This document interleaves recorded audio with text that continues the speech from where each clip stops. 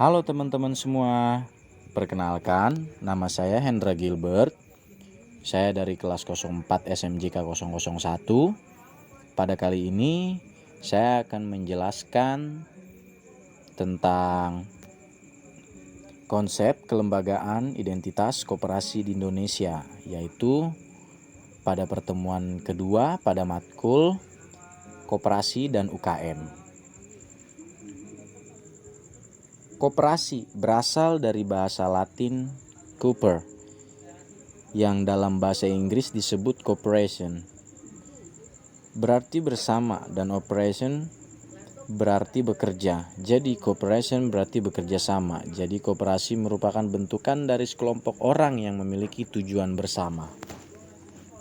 Di dalam tujuan koperasi menurut UU No 25 tahun 1992 pasal 3, yaitu isinya memajukan kesejahteraan anggota, mensejahterakan dan mencapai kemakmuran masyarakat pada umum, ikut membangun tatanan perekonomian nasional dalam rangka mewujudkan masyarakat yang maju, adil, dan makmur berlandaskan Pancasila dan UUD 45.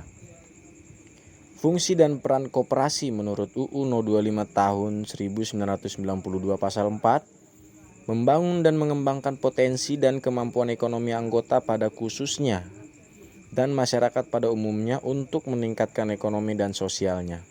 Berperan aktif dalam berupaya mempertinggi kualitas kehidupan manusia dan masyarakat, memperkokoh perekonomian rakyat sebagai dasar kekuatan dan ketahanan perekonomian nasional dengan koperasi sokogurunya.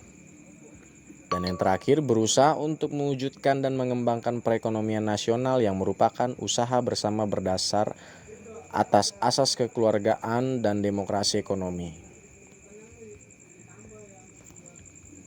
Pengertian UKM, usaha kecil menengah. Usaha kecil menengah atau UKM adalah jenis bisnis yang dijalankan dalam skala kecil hingga menengah. UKM bukan anak perusahaan, cabang perusahaan, atau bagian dari perusahaan atau bisnis skala besar. Dalam Undang-Undang Nomor 20 Tahun 2008 tentang usaha mikro, kecil, dan menengah, usaha mikro adalah usaha yang mempunyai omset di bawah 300 juta per tahun dan jumlah pekerja di bawah 20 orang. Peran UKM sendiri di Indonesia, UKM adalah suatu jenis usaha yang mempunyai kontribusi cukup besar dalam mendorong pertumbuhan ekonomi. UKM berperan dalam memperluas kesempatan kerja dan penyerapan tenaga kerja. Jenis UKM sendiri di Indonesia yaitu ada 3, usaha mikro, usaha kecil, usaha menengah. Konsep aliran koperasi. Aliran koperasi dibedakan menjadi 3 macam, yaitu aliran koperasi yardstick, aliran koperasi sosialis, dan aliran koperasi persemakmuran. Konsep koperasi barat. Koperasi dalam konteks barat umumnya berlandaskan pada prinsip-prinsip ekonomi liberal, lebih menekankan pada aspek bisnis dan keuntungan ekonomi. Anggota biasanya adalah konsumen atau produsen yang bergabung untuk memperoleh manfaat ekonomi bersama, seperti diskon pembelian atau akses ke pasar yang lebih luas. Tujuan utamanya adalah untuk meningkatkan kesejahteraan ekonomi anggota. Contoh dari koperasi barat ini adalah koperasi Friesland Campina. Selanjutnya, konsep koperasi sosialis. Koperasi dalam konteks sosialis berakar pada ideologi sosialis dan komunis. Di bawah paham ini, koperasi dianggap sebagai instrumen untuk mencapai kepemilikan bersama atas alat produksi dan distribusi. Tujuan utamanya adalah untuk menghilangkan kepemilikan pribadi dan menciptakan struktur ekonomi yang lebih merata. Beberapa ciri-ciri dari konsep koperasi sosialis ini adalah sebagai berikut. Ruang gerak atau aktivitas yang dilakukan oleh koperasi diatur oleh pemerintah. Lalu, tidak adanya pengakuan atas kekayaan individu, sistem ekonomi sosialis. Dan yang terakhir, alat-alat produksi sepenuhnya dimiliki oleh negara, bukan milik perorangan. Selanjutnya, konsep koperasi negara berkembang. Di negara-negara berkembang, koperasi seringkali memiliki peran yang sangat penting dalam pembangunan ekonomi dan sosial. Koperasi seringkali menjadi alat untuk memperkuat ekonomi lokal, meningkatkan akses ke pasar bagi produsen kecil, dan meningkatkan kesejahteraan masyarakat pedesaan.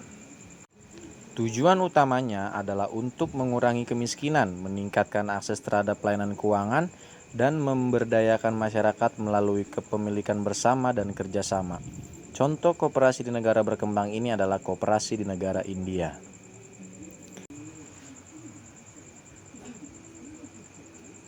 Koperasi memang diakui sebagai salah satu soko guru perekonomian Republik Indonesia. Landasan ideal dan konstitusi yang mengatur sistem koperasi Indonesia telah cukup kuat, didukung oleh Undang-Undang Koperasi No. 25 tahun 1992 yang kemudian direvisi menjadi Undang-Undang Koperasi No. 1 tahun 2020. Landasan fundamental yang menjunjung tinggi sistem koperasi di Indonesia mencakup beberapa poin utama.